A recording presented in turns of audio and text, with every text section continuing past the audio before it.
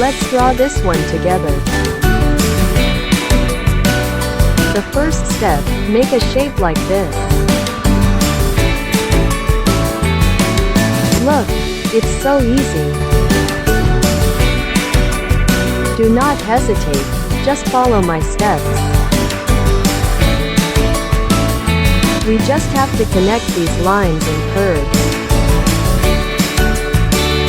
Isn't it very easy?